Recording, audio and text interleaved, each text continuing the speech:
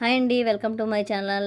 చేపల పులుసు ఎలా చేయాలో సింపుల్గా చూద్దాం రండి. చేప ముక్కలు తీసుకొచ్చిన తర్వాత ముందుగా ఒక నిమ్మకాయ, రాళ్ళుప్పు, పసుపు వేసి నీసు వాసన పోయేంత వరకు కడిగి పక్కన ఉంచుకోవాలి. ఈ ముక్కలకు ఉప్పు, కారం, పసుపు, ధనియా పౌడర్, మెంతి పొడి వేసి పక్కన ఉంచుకోవాలి. ఈలోపు ఒక పెద్ద ఉల్లిపాయ, చిన్నులపాయి రెండు కలర్ మారేంత వరకు వేయించుకున్న తర్వాత వేపిన వాటిని కూడా మిక్సీ పట్టి పేస్ట్లా తయారు చేసుకొని ఆ పేస్ట్ను కూడా ముక్కలకు అప్లై చేసి ఉంచుకోవాలి.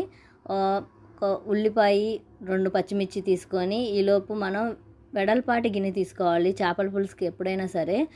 ఈ పచ్చిమిర్చి, ఉల్లిపాయ వేయించుకున్న తర్వాత ఈలోపు మనం మ్యాగ్నేట్ చేసే పని లేదు. ఆ ముక్కల్ని ఒక 5 నిమిషాలు అలా ఉంచేస్తే ఆ ముక్కల్ని వేపిన ఈ ఉల్లిపాయ, పచ్చిమిర్చిలో వేసి ఒక్కసారే కలపాలి. ఎందుకంటే పదే పదే కలిపితే ఆ నూనె అప్లై అయ్యేంత వరకు కలుపుకుంటే సరిపోతుంది, ఆ ముక్కలు పాడైపోతాయి.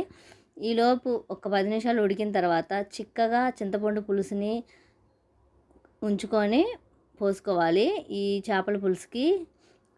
ఫైనల్గా ఉడికిన తర్వాత కొత్తిమీర వేసేసి దించేసుకోవడమే. చేపల పులుసు ఆ రోజు తినే కన్నా తర్వాత రోజు తింటే చాలా టేస్ట్గా ఉంటుంది. సింపుల్గా చేపల పులుసు రెడీ అండి.